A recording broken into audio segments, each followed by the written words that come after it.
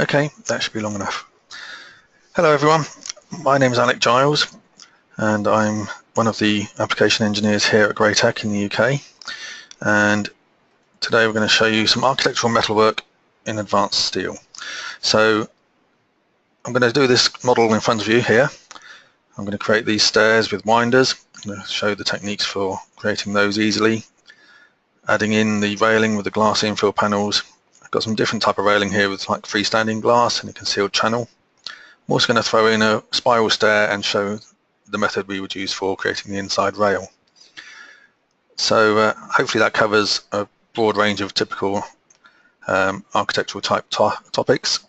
Having put our heads together with each other, the application engineers here, we've discussed the methods and experimented with a few ideas, and we reckon we've come up with the easiest way to do these things using the standard tools. So everything I'll show you is going to be 100% standard advanced steel tools. So without further ado, let's get stuck in. You don't need to see me model up the basic starting points or draw simple things. So I've got a file here where I've already created the platform to put the stairs on and some construction lines. And what I'll try and do is show you the interesting techniques or the key techniques for creating the other data efficiently. So first of all, I'm going to create the stairs on the right hand side. I'm going to start off with 2 flights of straight stair, and they're going to use the straight stair macro. So as always with that, the key points we need to use are where the nosing line of the stair gets to the finished floor level at the top and at the bottom. So I've drawn out those points. What I like to do is draw construction lines that just mark out those nosing points. So here we go. I've got a nosing point at the top, a nosing point here for the bottom of the first flight. Then I've got a short vertical line for the winders, and then I've got the same thing for the lower flight with 10 steps. So having marked out those construction points, it's very easy now to get the stair macro to fall into place. If you don't work out those construction points, well, you don't have to, but draw construction lines, but you need to work out the points. Without those, it's really quite hard to get things to come up correctly. But if you work out those points, the macro will help you and will come into place naturally. So I'll start the straight stair macro. I'm going to say return because it's start and end point I want. And for the start point, I snap to the bottom of the vertical line, and the end point I snap to the end horizontal line. And it's going to be on the right of that line.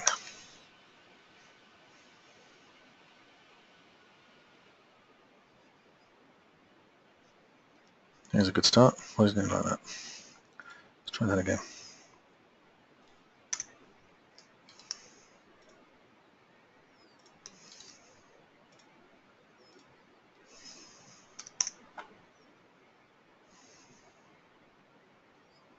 That's better. So we have the stair. Obviously it's come in with some default values. They're not much use to me. So we need to go through and set all the values up according to what we want. First of all, in the distances and stringer, we can play with the stringer, change it to a flat section. And to start off with, the stringer front edge is right on the nosing line, touching the front edge of the tread. So I want a gap in there. It's quite usual to have a gap. So that would go into this box here. And you can adjust that accordingly. Then we're going to set the steps up. So if I change the stringer, then next time you see here it's put in 7 treads at the moment. I wanted 10 treads in here. This actually allows for a steeper stair than I've gone for. I wanted a 230 going and a 150 rise. So if I take the tick out of the box there, I can override that by putting in any of the values I know. So I could just say I want a 150 rise, and it recalculates. So the 9 steps, which is 10 rises in total to the top. And then we adjust the tread type and the rises and goings. Now rather than do that all in front of you, you can see a lot of the basic settings. I've stored that in the library. So usually when you do stairs, I bet you will always do them in a similar fashion if you're on your own.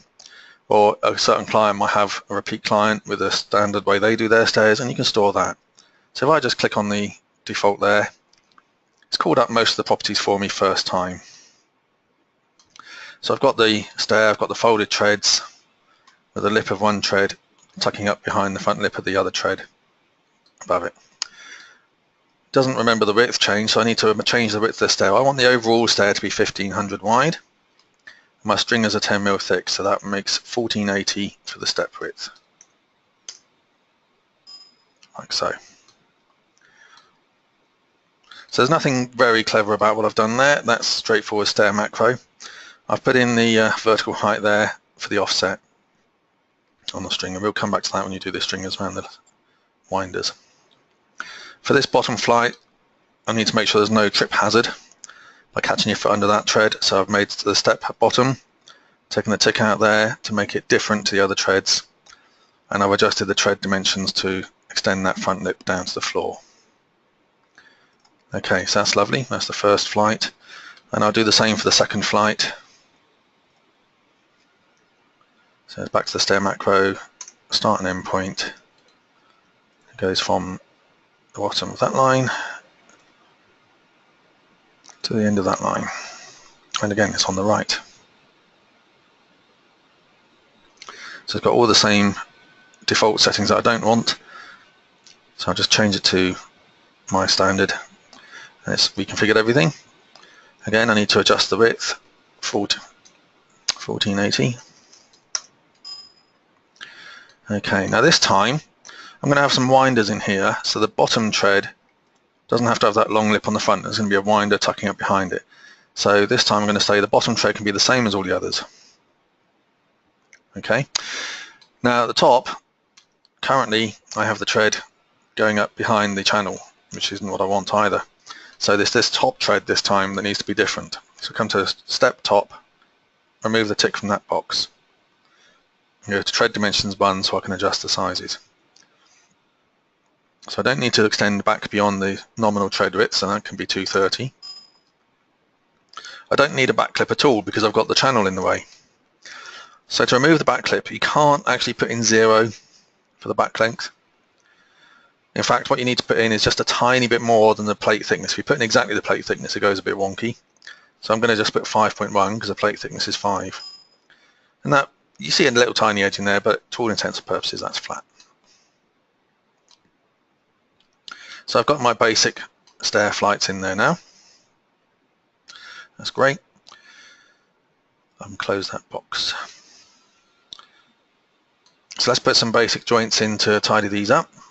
So at the bottom, what type of joint would I use there? Well, you can go to the connection vault, and if you haven't found them before, then on the miscellaneous page there's 2 joints at the top here, especially for stair stringers. If there's a channel or something, I would use a base plate, but for an angle like this, I'm going to use an angle cleat. So stair anchor angle, I'm going to choose that stringer. And this question is often a bit cryptic. Do you want to select a reference point? Well, remember that I moved the stringers forward of the nosing point. What I want to do with the leg or the foot is make sure I measure everything from the nosing point. So yes, in this case I do need to choose a reference point. If the stringer was flush, I wouldn't need to. So I'm going to say yes. Now I'm going to choose the nosing point on the front of that first tread. And then going through the options there, we've got the vertical extension. So by turning on the vertical extension, you automatically get a vertical leg matching this section of the stringer. I'll maintain the 15mm lip, so I've got the -15 in there. And I want it to come down to the same level of concrete, so I've put in the same height as the first tread. Because by changing that layout point to reference point, everything's measuring from this front lip here. And then we've just messed about with the angles, put in the bolt sizes and so on to get all those positioned as wanted. Now at the moment that's on the outside, which is a bit messy, so I'm going to go in here and I'm going to change that to single right so it pops up underneath before you put the tread on. That's great. I'm going to put the same one on the other side. Yes, I need a reference point, and I'll choose that end of the stringer. There you go. And now you put the 2 angle cleats underneath. So that's the bottom done nicely. For the top, here, I can close the connection vault. Well, we've got a beam here I can cut to, so the obvious thing to start off with is just to cut vertical to that beam. So I can use cut to object, I want to cut to that beam, that stringer. So even though the stringer is still macro controlled, there's no reason why you can't add extra features to it. You can't edit what's already there. You can add features. That's done the vertical cut, but now, because it's adjusted the angle, the top of the stringer goes above the grating. Don't like that. I want to trim that off. So I can use cut to object again, and this time cut to the grating on the same piece of stringer. And you'll notice in the first instance it cuts to the bottom. Well, this is where you can use the option for the front or rear. Rear seems a bit of a cryptic one when you're going, why would you ever put a beam through another beam? But this is one example where if I choose rear, it now cuts to the top edge and dynamically adjusts to suit that. So that's perfect for me there. So again, cut to the grating, that stringer, and set it to rear. Fantastic. So they're the easy bits. Now we got the bits that get a bit more tricky. So in the corner here, I want to put down just a simple bit of SHS. So I'm going to do that and just ask for a bit of SHS. I'm going to go from the end point at the top of my little spacer line to the bottom of my little spacer line. And it wants to be square section. I'm going to go for a nice dinky one, so to go for the smaller ones there under the all. I'm going to go for 40 by 3 will do for all my purposes. Put it on a corner, there you go. So far so good. Again, now I need to cut the stringers off vertically to match that post. So I'm going to just use cut to object again, like so. And again for the bottom, oops. Again for the bottom stringer, like so. Of course, now we need to adjust the height of that post. I want it to meet up nice and flush. So here's a little trick. Zoom in a little bit closer. You probably all know that you can use the grips on the end of a beam to adjust the end of the beam. So I could move that up or down or sideways or whatever. So I could think if I could move that grip to there, it would lean over, and that wouldn't be any good. All I want is to adjust the height. So if I go to the UCS palette, you see here we've got these icons .x, y or z. Looking at the UCS coordinate, z is vertical, and that's the only direction I want to move. So if I click .z, then for the next point I pick, it will ignore the x and y coordinates and only pick the z. So now I can snap to the end point of that tread, of the stringer, sorry, and it extends the beam vertically, doesn't go leaning over to the side. So I'll do that again at the bottom for the underside of the stringer. So I'll grab the grip, and I only want to move it in the Z direction, so I can say .Z, and now I can then snap to the end point of the stringer after I've made the cut. So I know it's exactly the right length to meet that stringer. So that's really helpful, these .x, y and z, when you only want to move in one direction, but line up with something else. Now we don't want stuff going down the inside of the tube, so I'll put end plates on the tube. And in case you hadn't realised, there is a little end plate joint under plate set beams. So I'll just use that end plate joint, pick the end of the tube, and it puts a cover plate on there. Matches the tube size automatically. I want it a bit thinner than that, 6 would be more than enough. And I want to shorten the tube by the thickness of the plate, so it still remains flush. I'll do the same at the top, so it's end plate on there, 6mm plate thickness. So that gives you a nice newel post really easily. So that's all quite easy stuff. Now we get into a bit more interesting. Let's hide all the bits and pieces, and we want to start looking at the winders now. And until you've done it a couple of times, you might be scratching your head, how do I get the right layout for the winders? Well, I'll offer you a suggestion of an easy way to do that now. So for now, I've finished with the I'll tell you what I'll do first. I'm going to draw a plate for the winders. So plates always come up on the XY plane, so let's get my XY plane at the correct height for the first winder. So I'm going to do move UCS, and I'm going to put it on the end of my construction line, because that's where the nosing point should be. It's no good picking the end of the stringer, because that was all proud of the nosing line. So the end of that construction line is on the stringer. So I can now hide my construction for the stair for the moment and turn on my extra construction lines for the winders. So one easy way to create some winders that I would suggest to you is to draw your overall shape first of all. So you can see the orange lines. This is a polyline. This is going to be basically all 3 winders combined. We've got to fill up that space, which would be easiest done in pure plan view. I've just done a little corner around the newel post there and just gone into the corners of the stairs. They're fairly easy shape to draw. And then I decided I want 3 winders. So I'm going to split it at 30 and 60 degrees. So I've just drawn in construction lines at 30 and 60 degrees. Nice and easy. That's where I'm going to want the 3 shapes of the tread. So having drawn that, I can now do some easy plate work to make the winders effectively. So I'm going to go to the objects ribbon, and so I can see the full plates panel, makes it easier. And on that panel we've got plate at polyline. So I'll pick that, and I'll pick my overall polyline. Except, so I only want those to be 5 thick. And make sure it's underneath the line. Yep. Okay, so that's one great big bit. That's not 3 winders. So what I need to do now, we've got these 2 commands up here, split plate at points or at lines. So I've got my construction line, so I do split plate at lines. I pick that plate. I'll make sure my gap is 0.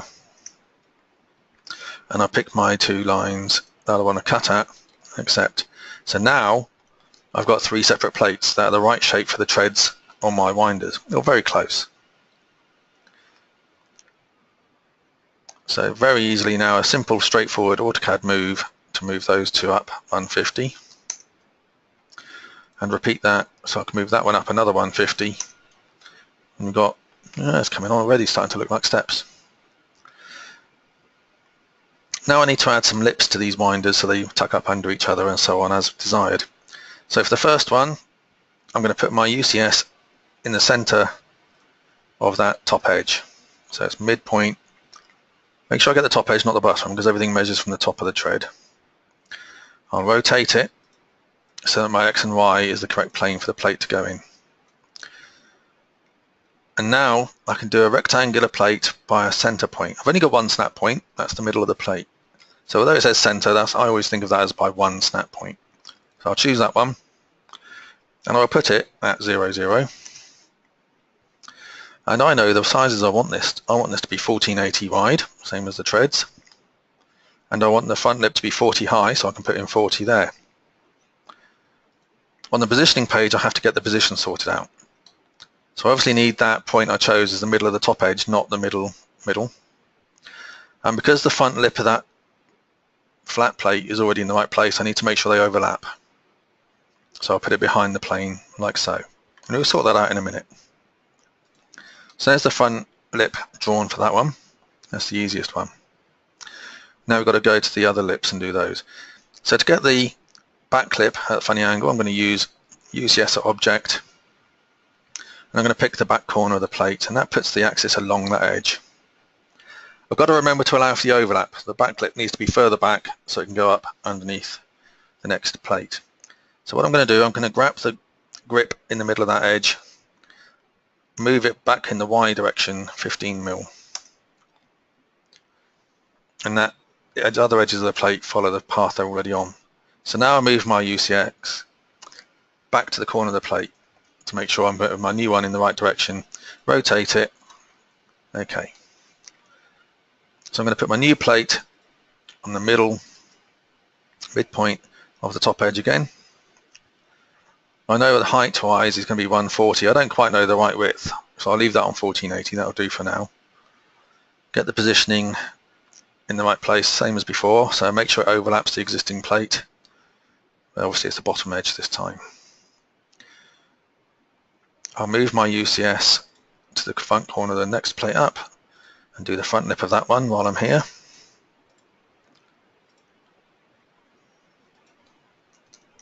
That was just 40 high, top edge, make sure it's overlapping. Okay, so I've got the positions right, I've just got to get the widths right.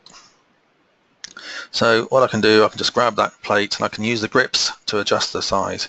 So if I use the grip there, I can snap to the corner of the plate That's not bad, but obviously we've got this edge here sticking out too much. You're going to have to estimate a little bit here, so I'm going to move that back maybe 5 mil. That looks like enough. I could have maybe got away with 3, but I'll leave it on 5. This one, I can move this top corner right to the corner of the plate, and this time, because of the angles, I don't need to shorten that. That's going to fit in lovely. The other end, need to do the same thing. In fact, I'll look at it from underneath. And again, that's going to be sticking out too far, so I'm just going to move that back a little bit. Try and get the angle so I can see what I'm doing.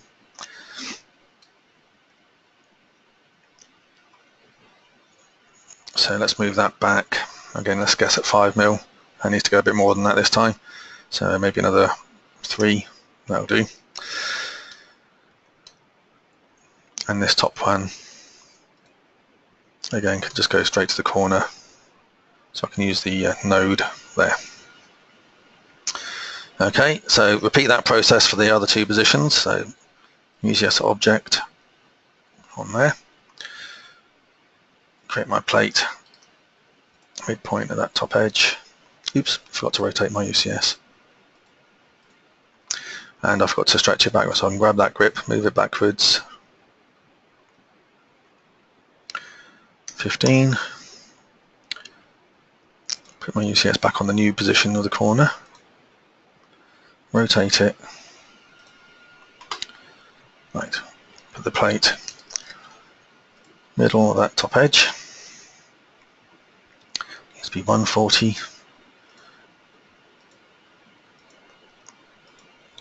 Like so. Move UCS to that corner. Create the plate. Middle.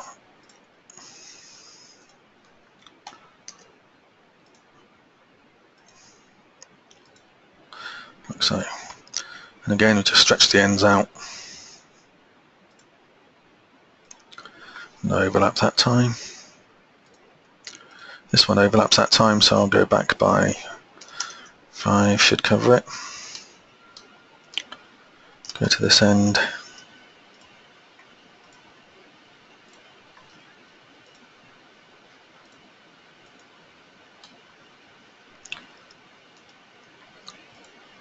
Try that again a bit more carefully. There you go.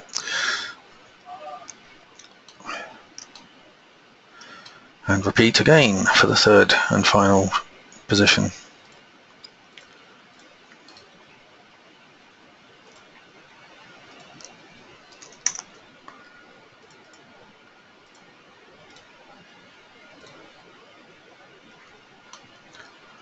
Move it to the corner.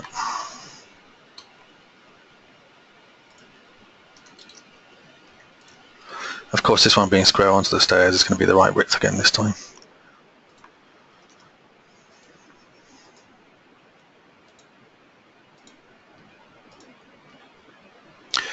I don't need to add a lip to the front of that tray because it's already there, of course.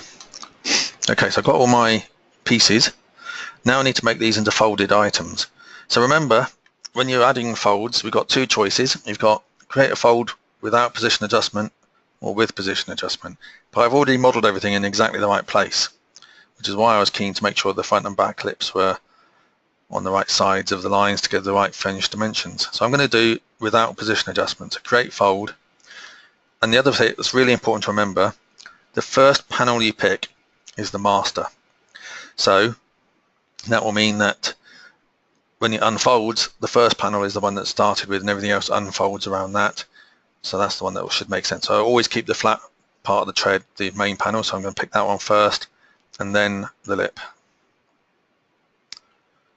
Let's try that again.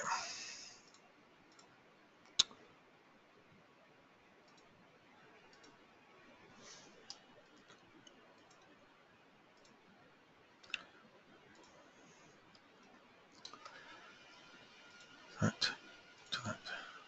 Oh, what's he doing? Why isn't it cooperating? One last try. I don't like that one. Let's try the back one.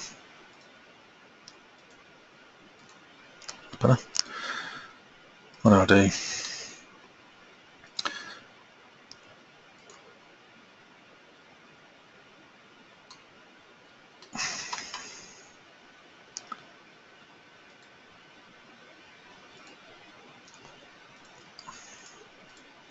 use the one with position adjustment and adjust that instead. Okay, so I don't know why I didn't like the front one, but there you go. Do the same for the others. So without position adjustment, usually works perfect.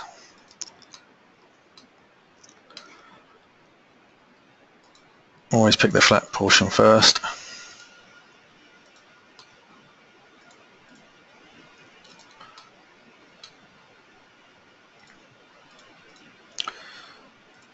And there you go, you have your winders. Now, of course, when you do this for real, you might take a little bit more care about the ends and adjust those a little more carefully, but the principle is there. So let's go back to world coordinates, and I'm going to draw some stringers in here now. So to make it a little bit clearer what I'm doing, I'm going to just hide a few, well, I'm going to hide the plates basically so I can see the construction lines again. Okay, so I'm going to draw a piece of flat.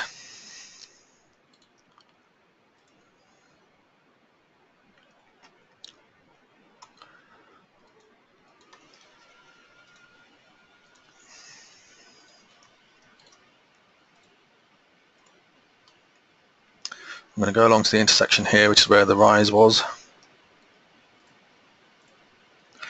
Then again to the corner. Around the corner.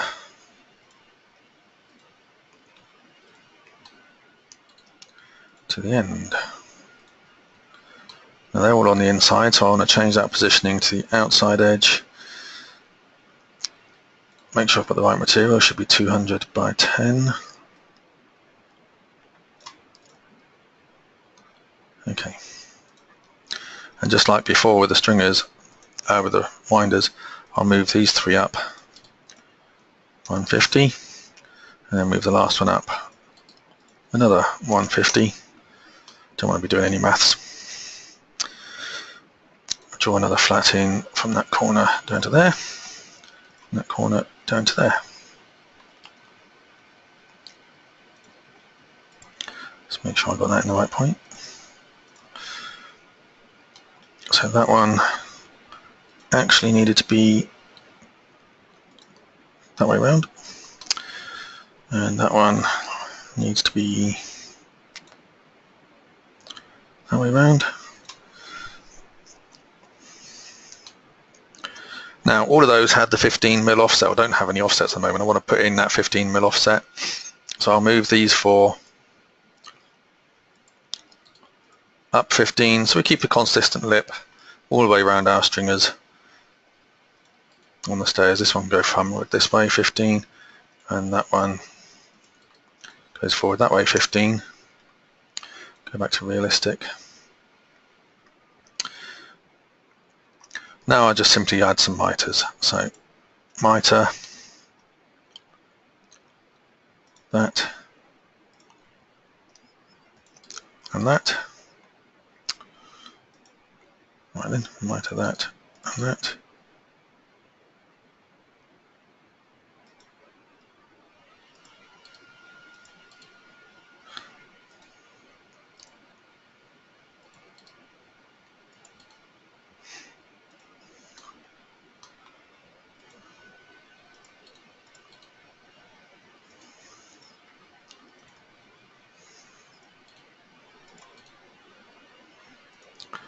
And in the corner, again, I'll just grab that grip and move it out to the 10mm thickness, so we've got a nice sealed off corner. Miter the bottom of the stringer to that piece, and miter the top of this stringer to that piece. Turn my plate layer back on, and there we have it.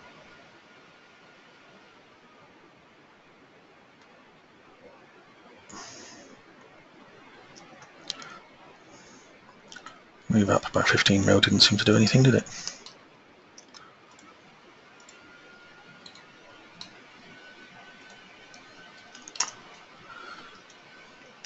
I can do that now even though it didn't work before, and it's still, all the miters update, so it still works lovely.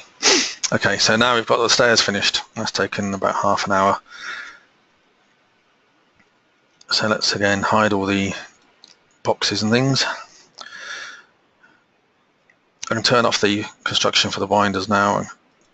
I'm going to turn on the construction for the stair. So we've got the basics. Now I want to do some railings. So there's two types of railing that are commonly done which fall outside the scope of the stair macro or the railing macro on their own. And that's with glass infill panels is the first one, or any type of infill panels. There's nothing to get daunted with. It can be quite straightforward when you get the hang of it. So what I'm going to do, I'm going to use the railing macro to give me as much as possible, as in the posts, the fixings, and the rail itself. I'm going to go along this stringer, and I'm going to go from, actually I don't need an endpoint, I can just use the node at the bottom, but this time at the top. I want to make sure I get the nosing point, not the top of the stringer again. So I'm going to make sure I get the end of this construction line for the end. And yes, I do need to pick a reference point because of that offset of the stringers. I'll pick the front corner of that first tread. Okay, so let's put on the typical standard railing. Now all I need to do with that is turn off the middle rail, turn off the kick rail, and bolt it to the outside of the stringer. So again, rather than watch me set all those routine settings, I've just got a library entry. I've changed the front to a loop just for tidiness. I think the most important thing I've done here, if you go to the set out of posts, it's really hard to try and get the post to come in the middle of each tread so that it line up somewhere sensible. So the key to that is to use this tick, use horizontal distance on slope. If you do that, you can put in nice easy distances that make sense. So half my going is 115, therefore 115 at the start and end works out lovely. Things like that, and it all becomes much easier. If you don't have that tick on there, you'll probably never get it right. So a useful one to remember to tick that box. So that's the first piece of railing, and I'll do exactly the same for the piece on the upper stringer. Again, I'll use my construction lines for the start and end points so I'll get the true nosing points, not the offset stringer. Yes, I'll have a reference point, which will be the corner of that tread.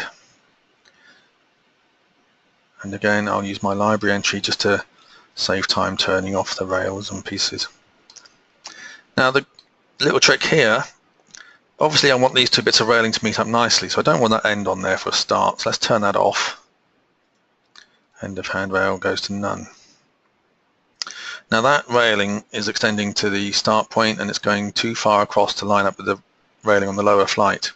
So I use the distance command or measure, and I measure between the nodes on the ends of these two bits of railing. It tells me the distance in the Y direction is 36.06. I think we can ignore the 06. So 36 mil. So if I added that top rail, I want to reduce the length by 36 mil. So I come into the set out of posts and I move the start point minus 36. But that's moved the post as well. So I compensate in this distance from post to start point. 115 minus 36, 79. So post is back in the middle of that tread.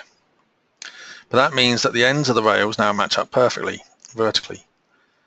So to make a nice neat connection, if I go to the handrail and I put down a down stand, that makes a nice neat radius there. Then I can come into the connection vault, and on that miscellaneous page you've got the hand railing joint, which you might have used going around horizontal areas. You can use that here now between the down stand and the lower rail to put a radius on that. I'm going to set it to 100 mil, and that's created quite a nice little swan neck arrangement pretty painlessly. So that's the railings. Now we do the interesting bit and put on the infill panels. So excuse me. First of all, we're going to put in the glass, and that's just a flat object, so basically it's a plate. We just label it as glass. So I'm going to put my UCS on the center line of the railing, so literally just to move it to the post, top of the post there. Rotate it so my plane is in the right direction. And again, I'll go to the objects ribbon so I can use all the plate commands easily. Polygon plate. Now all the posts and middle rails all have nodes on either end, so I can snap to the nodes around the corner of that opening to draw my plate. should be 12mm thick, and the material is glass, and I need to set the offset to 50/50. Okay, now that's obviously too big, it's going straight through the posts. So if I switch to wireframe and select my plate, you can see it's got grips all round. So if I use the middle grip in each edge, I can move that grip down 100, this grip up 100, I can move the side grips 50mm. I'll go in the right direction, it's always a good move. 50, like so. So that's created my nice little borders ready for my clamps to hold that glass in place. Go back to realistic. Since we're using AutoCAD, we have AutoCAD's display properties and abilities, so we can make this look a bit more like glass, just as a visually appealing. If I go to Tools and I change the color to something lighter, also if you go to this properties, there's a flyout there, and you can change the transparency. Now you could do that on individual objects, but what I've done, I've created a layer I call glass. So if I change that to the layer glass, I've set the color and transparency of that layer. So now it looks like glass. You can actually see through it. So it's really obvious, you know, at a glance, which bits are glass and which bits are steel. You're not left guessing. Great, so that's the first panel. Now we need to put the clamps around that panel. Now this is where, again, there's a few little tricks you can do. First of all, you go to the manufacturer's website, and you can probably download the part you want as an ASYS file or as an AutoCAD DWG. It must be ultimately nothing but 3D solids in your AutoCAD file. And you've probably heard us say just insert those as a special part. So that's great, you can do that. But if you insert that special part straight from the original file, you have to put in all the properties like rate and part numbers and so on over and over again. Also, these clamps are not really just floating in fresh air. They have to be fitted to the post somehow. So in my case, I've assumed they're going to be bolted to the post, and I've put in a little dummy object so you can take the bolt, and then I've bolted it to the post through that dummy object. So I've got the clamp, I've got the screw, I've got the dummy beam, and I've put them on the post. And I've made that post just long enough that I can use the top or the bottom point of that post as a nice snap point for placement. So what I've done, downloaded the part, got the empty file with just that part in it. And I've inserted that part into this model, and I've already given it all the right special part properties, all the part numbers and so on, and put in the other kind of ancillary components needed to go with it. So having prepared this file, which I would recommend you would do if you have different shapes fittings, you might have a number of like 10 posts with the 10 different types of fitting, one on each post or something in this file, just like a little library file that you can copy from in future, really easy to create. So now all I'm going to do is literally grab those objects, right click, copy. Then back in my main model, get my UCS the right way around, and right click, clipboard, paste. Doesn't matter where I put it. So I've got the items in here with all the right properties. I go to the Advanced Steel Tools palette, and I check that Transform Elements has include additional connections ticked. Even though I'm not going to use Transform Elements at this point, that tick also applies to the 8 commands underneath, which I am going to use. So I can cancel that, but now I can use this copy, and that will respect that tick as well.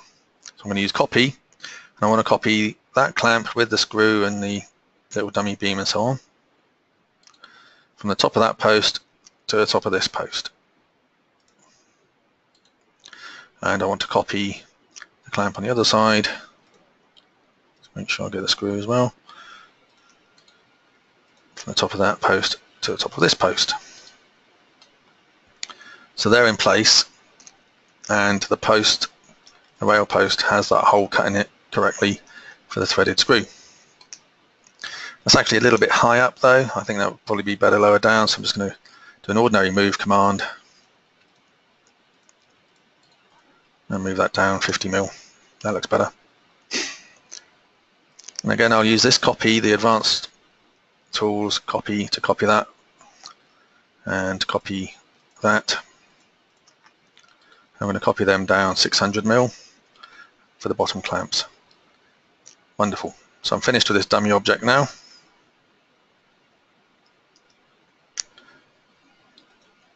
Sorry, I did an extra click I didn't mean to do then.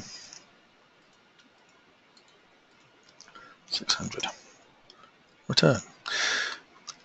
Finished with those, I can delete the dummy ones. So that's my first panel.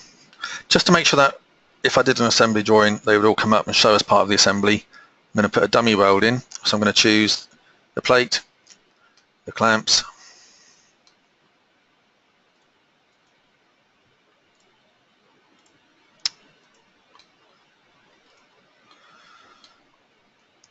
and the top rail. I'm going to weld them together with a weld point. It doesn't really matter where I put it. It's a 6mm weld, so it won't show on the drawing, but it just means they get included as the assembly if I do a railing assembly drawing. Now I'm going to pick, and I want to copy the same object to the next bay, because there's two equal bays. Same objects I can use for previous, but I don't want to copy the top rail. I'll go from the top of that lower post to the top of the middle post, and the job's done. So I'll repeat that whole operation again for the top rail. Move my UCS to the middle, rotate, draw my plate in, polygon plates lurking under there as well.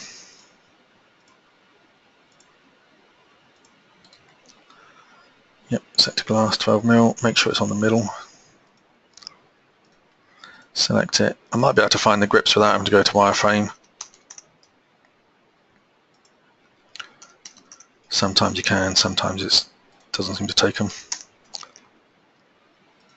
Yep, cooperating this time. So I've got those. Let's put that on the glass layer so it looks the part. Smashing. So I can rotate my UCS again, and I should still have the dummy post on my clipboard, so I can just do another Control V or paste to put it in that way round. And I'll do the same process again of copying the clamp to the desired position.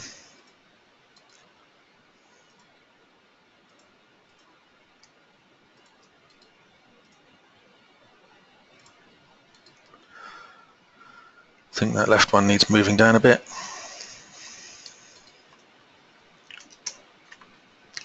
Then I'll copy those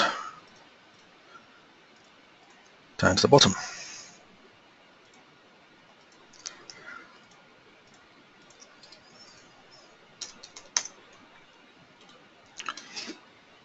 And delete the dummy objects. So there's some infill panels, and you could do the same principle for any kind of infill. Great. Back to our coordinates. Hide the rubbish.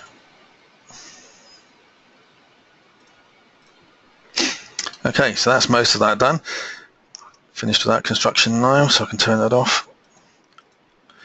Now the next piece, along the top platform I had a different type of glass railing. I had one where the glass looks to be freestanding, but it's actually in a channel hidden at the bottom. So to get these channels in, they're usually special sections. So what you're going to have to do is create your own user sections as required. So I'll just show you the drawing I've made.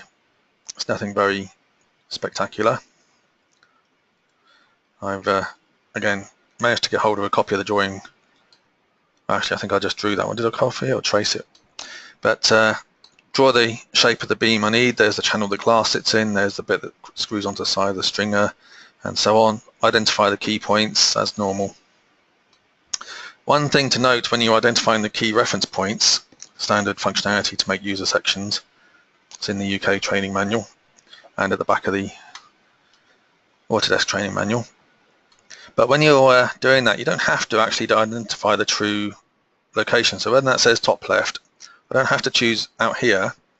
You can see here I've chosen further in, and for the top part I've chosen further in, because for this edge that's useful to me, not some random point out on the tangent edge. So by putting these reference points in line with useful positions, that'll come in handy to me in a moment. So I've defined the 4 special sections I need, the wedges and the special beams, to make this freestanding railing. So having done that, I only have to do that once, of course, that's in my library then forevermore. I can really quickly draw what I want. So just go for other profiles and draw a beam from the end of there. Platform's 4 meters long. And I just choose the right section. So it's a Q rail. I've just called it bottom rail for now. And there's my special channel. So as I'm sure you know and remember, if I change it to the exact display type, you can see all the fancy shape. But I don't really worry about all that when I'm modeling. I just need to have the basic shape. I can do exactly the same again. I could use the end point this time. This is the edge of the slot where the glass goes. So I'm going to line up with this slot for the top rail. Again, it's 4 meters long. And I tell it it's the top rail this time. And you can see how let's put that in using the top right snap point again, or reference point, but it's exactly lining up the useful edge, not the tangent edge, which would mean I'd have to work out a funny offset. Now I need to move that up so the high end rail is the right height and the grating's 20 thick, so I can just literally do an ordinary move, that beam straight up 1120. I'll do the bottom wedge, which I can kind of draw anywhere really, 4 meters.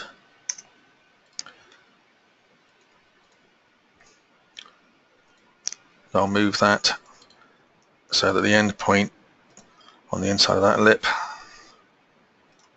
goes to the right place, which is the corner of that. And then at the top, I can do the same again.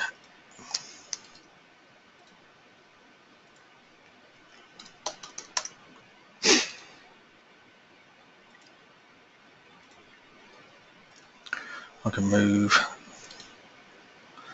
from the end point of that to the corner in there. So that's straightforward, but now it gets the slightly more interesting stuff again. So I'm going to do another plate for the glass, so this time I can do it by 2 points. And I'm going to use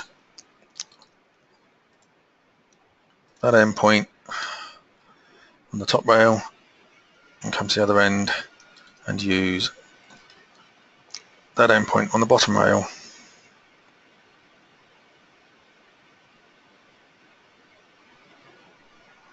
I forgot to change my UCS around, that would help.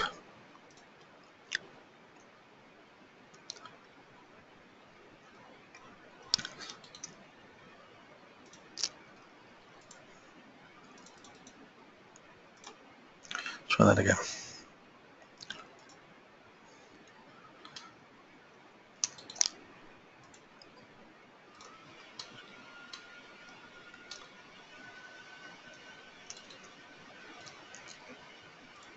Better. That's 10 thick this time, and it needs to be, it is in front so it's in the right place. Okay, so we need to make sure it goes into those grooves, so again I can just do the old thing, I just grab the grip and move it up 20 mil to go into that slot, and grab the bottom and move it down 80 mil into that slot. Now the key bit, or the interesting bit here, is I don't want one huge panel, I want 4 equal sized panels with a 10 mil gap between them. So I'm going to have a 10 mil gap, I'm just going to move the ends in 5 mil, otherwise they wouldn't all be the same size. But where do I put the gaps? Well, if you use the tools palette, there's a command here, divide or measure. So I can say divide, I want to divide this top handrail into 4 equal sections. So I use the divide choice and say 4, and it's divided up, but I can't see what it's done. What it actually does is place AutoCAD points, and they're often set to be practically invisible. So if you type in P-type, you get this little dialog box, and instead of a tiny little invisible speck, I can choose something nice and elaborate for the point. Ah, there they are. So like before, I can do split plate, this time by 2 points. So I'm going to split that plate, and the points with AutoCAD use the node snap, same snap we always use. So it's there, straight down. Forgot to put the gap in. So I'll undo, split plate by 2 points, it's that plate, but before you pick a point, it's G for gap, I want 10 mil. And that 10 mil will go 5 either side of the point you chose. So now I can pick the point straight down. And that 10 mil is also remembered until I change it, so I can go again, that plate from there straight down, one last time that plate from there straight down. So now I have 4 equally sized pieces of glass, which I'll move on to the glass layer. So those freestanding pieces of glass are really easy to create. Right, moving on swiftly because time's getting on already. I'm going to do the spiral stair. So again, I have some very complicated construction for this. Look, all of one line. That's just the center point of the spiral and the right height. So we do have a spiral stair macro in Advanced Steel, which we often say isn't much use, but I'll show you what it does do, and it's your choice. So I'm going to use a spiral macro, and I'm going to choose to go from the bottom of that construction line to the top of that construction line, because you always choose it by the center.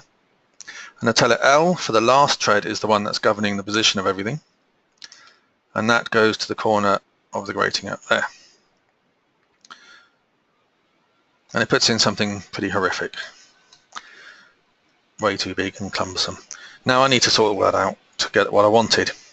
So the first thing is I would come in here and I would turn off the center post so that I get a stringer. I would set the inside radius to something more useful like 1000.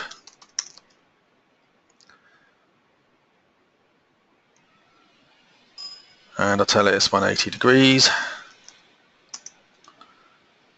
And it's already starting to come into something sensible. Notice though that the bottom tread of the stair is literally on the height you chose. Well, I didn't want the bottom tread there. I wanted that to be the first tread. So what I can do, I'll come out of that for a moment. Well, actually what I'll do, I've saved all the settings I like for the railing and so on again in the library, so I'll just pick that. I've told it how many treads I want, 15 overall. And I've told it I want a 180 degree angle and so on, and how I want the railing done. But to make sure that is the first tread, I just grab, you'll see this on the ends of railings and on the bottom of the stairs, a little white ball.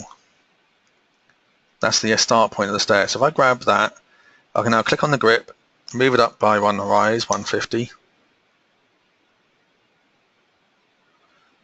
And the stair adjusts itself, so now that tread is at the correct height.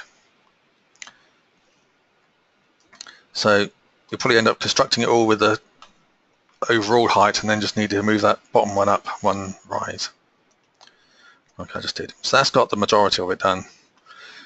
That's as far as the macro goes. You don't have a lot of tread types to play with like the straight stairs. You might find it easier to create your own treads and pattern them yourself. When I talk about patterning, I'm just going to do a very rough inside rail just to show you how the patterning would work. So I'm going to copy the outside rail. I don't want any intelligence with it, so I'm using the ordinary AutoCAD copy to the inside like that. Make sure I'm on world coordinates, which I usually forget. Right, so I've got that first post. I want the same post all the way up, one per tread. So I could try and use the rectangle, the polar array there, but that doesn't give me all the options quite the same as the one inside the dialog. So I'm going to use transform elements. Select the objects, that's easy, that's just the one post. And it's polar array, so all the options change. And I want to go, the center point is going to be the center of the stair, so that'll be the bottom of that line. Now the option it doesn't have if you use the command line version, polar array, is the total angle. I don't know the angle between each tread, what I know is the total angle is 180. So that option isn't available outside the dialog box. So the total angle is minus 180. There are 15, in fact there's 16 in total. Each one goes up 150 for one tread, and of course I do want to rotate them. I think that's right, but the other benefit of the dialog box is I can do a preview to make sure it's right. Okay, I've got too many in there. Oh, I didn't copy it right in the first place. Cancel. Move. There you go, try that again.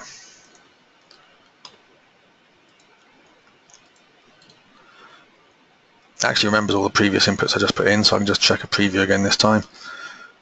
That's looking much better. Okay, So I'll just do this. Okay, so what I would do really, if you don't like the spiral stair macro, just draw the bottom tread and maybe one post. Just do the same kind of pattern again, and you've got most of your railing and stair done in one move. Now to put the rails on that, you can't use an ordinary curve beam because it says helix. So what I would do, on the home ribbon, first of all I'll draw a spline to give me a lovely smooth 3D curve.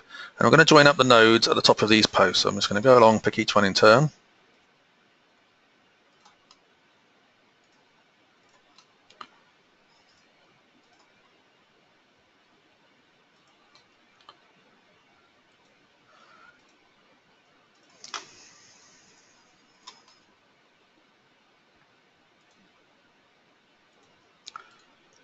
Enter. And that's giving me a lovely smooth curve, but I can't use that straight away to make a beam.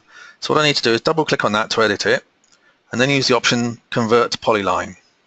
So convert to polyline. When it asks you this, it'll ask you for an accuracy. Don't be tempted to put in a high number. What you want in the end is about maybe 30 or 40 grip points along that curve. If you go much more than that, you're going to be killing the performance of your system. And I've seen ones which customers have done, and they've come in and they've got like 5,000 points on one piece of railing. And no wonder the system's running slow. So I'm going to choose a nice low number, like about 3. You'll just have to experiment. But after you've done that, you can click on it and you get a grip at each point. So if you've got more than 30 or 40 grips you want to undo, try again with a lower accuracy. But that looks reasonable to me. So now I can do beam from line. Or is it? Actually, this time you want to do beam from polyline, so you get one continuous bent beam, not a sequence of individual beams. So beam from polyline, and I tell it I want to pick an existing polyline, and I pick that line there. Yep, I'll delete that. Original object. Now, I'm not even sure what I had for that top rail. I'm not going to bother trying to search for it in the list. I can just close that. Because if you didn't know already, one of the things you can do is use the AutoCAD match properties command. You can either just type in MA, or if you go to the tools ribbon, there's the command there, match properties. So I can say, well, that's my example beam. I want to change this beam. And now they're the same size and layer and everything else. So I want to copy that down, so I'll just use the copy command to copy that rail. And I'll use the reference points over on the right-hand side, so I can go from the end of that rail to that one, and that one. So I'll get the same spacing. And again, I'll use match properties from the middle rail, and I'll change that beam, and that beam. So there you go, you've got your inside rail drawn fairly painlessly. It doesn't have to be quite the ordeal that some people may find. Fabulous. So I've finished my modelling now. That's the ideas we wanted to show you there. So I better save that because I haven't saved the whole time. Just an ordinary save will do. One last thing I was going to do, which again may be something you haven't seen before. I'm going to create a drawing or GA drawing, and I'm going to put a shaded view on that. If you're trying to win a job or you want to do a nice pretty presentation for a customer, it's not something we would do for engineering or for manufacture, but for presentations it could look really good. Now the way to start that off is to do a standard camera view. So I'm going to create a camera for my 3D view.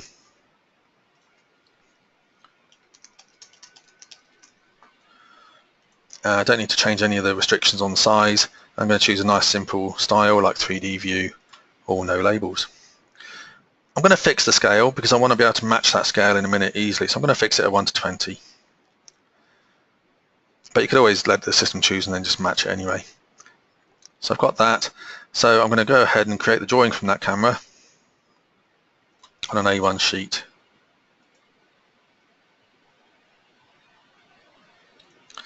Okay, so I'll go into that drawing, and that's obviously not shaded yet. Let's move that more to the middle of the page. Right, so how do I get the shaded bit? Well, Advanced Steel can't do shaded views, but we're built on top of AutoCAD, so we can use standard AutoCAD technology to do the shaded view. So the first thing you want to do is switch at the bottom here from paper space to model space. and we need to link up to the model in the traditional AutoCAD way. So that would be go to the export and import ribbon, and then XREF Manager. And then what you need to do is attach the model. So attach, and our model is webinar 1, and open. Now I'd leave all the other options at the default, so I don't need to tick specify on screen or anything. Just say OK. Right, there's my model brought into this file. It doesn't recognize it as a model. It's just blank objects. I need to save that model. I need to update so I can see my camera. Right. So my UCS is on world coordinates and not matching the camera. So the first thing I need to do is get my UCS to match the camera. I can't use UCS object because this is all just one thing and it doesn't recognize what any of it is. So what I'll do, I'll use UCS 3 points, and I can actually use endpoints to snap to the corners of the camera. So I go endpoint 1, X direction, Y direction. That matches that up perfectly. So now I can view on the UCS to see what I've got. Lovely. So that's the model space bit. Now I'll go back to paper space. When you're in paper space, you've probably never noticed, but there should be an extra ribbon appear called layout. So I'm going to go to that ribbon. And on that ribbon, you've got this one under layout viewports, rectangular. That's all I need, one rectangular viewport. So I'll click on that. Now I'll draw a box roughly around the view I've already got. So from there down to there. And you can see it shows in that window what was in the model space. So I'm getting somewhere. So what I need to do now is edit what's inside that window. So if I double click inside the window, it becomes active and live, just like a bit of model space. So I can change that now to say realistic. There's my shading. I don't want to see the camera, so I can go to the home ribbon and find cameras under webinar, and I can turn that off. I only want to turn it off in the viewport, so I can use this third column. It wouldn't matter if you chose the others. So the third column to hide it just in this viewport works well. The view doesn't match the scale yet.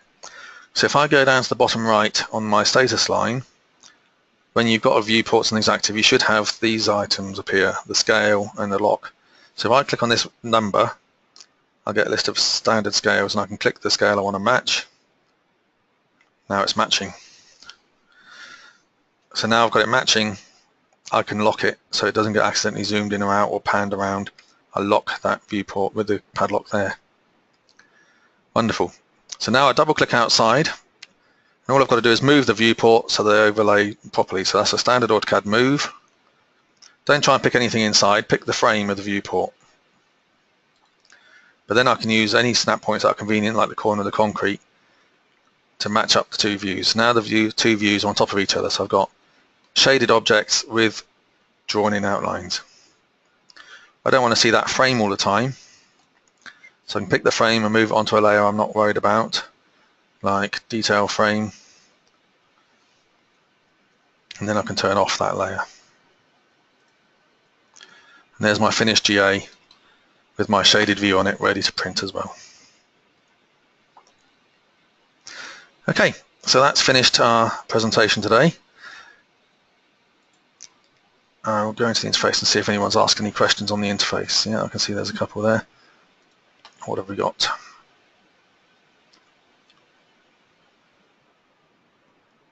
Nope. I was just saying I was sharing the screen. Okay, so we don't have any questions typed into the interface there. What about the chat? No. Good. Well, so in just over an hour and 10 minutes, an hour and 5 minutes, what I've managed to achieve, I've drawn 2 flights of straight stair with the correct number of treads, rise and going that I wanted. I've constructed these winders, 3 odd shapes, kind of kite shapes or whatever, and put in the appropriate stringers. Now that's something that can be confusing when you haven't tried it before, but gets quite easy when you've worked out the right workflow. We've put in some standard railing and used the standard railing macro. So we've got standard stair macro for that, standard railing macro for these, and then we've added the infill panels extra after that. And we showed you how to achieve that quickly and easily. We put in some freestanding glass rail and showed you how you can use the user sections very quickly and easily for the concealed pieces and these custom pieces around that. I've added a stair, a spiral stair. I've used the macro for convenience today. It may or may not give you everything you want, but at the same time I also put on a middle rail and showed you the gist of how you would create that. And if you wanted to take the treads with it, you could do one tread, one post, do the whole lot in your pattern so that you would get the same gist, and you just construct the whole stair that way instead of using the macro. And then we did the shaded view, where we basically used a reference file and a viewport to superimpose the AutoCAD viewport on the advanced steel geometry to give you a nice shaded view. So that's what we've done. Now I can see a couple of questions are coming in. Let's see if I can see what they are then. Will there be an available recording of this webinar? Yes, we'll make sure that's available on YouTube, and I'll make sure a link is sent out to all the registered attendees. Anything else in there? Okay, can't see any other questions. If you do have any questions, just email them through to Greytech and we'll do our best to answer them for you. But I hope you found that interesting and informative, and you picked up some tidbits of how to model those things in what we think is the nicest and easiest workflows using entirely standard tools. So thank you for your attendance and your time. Goodbye.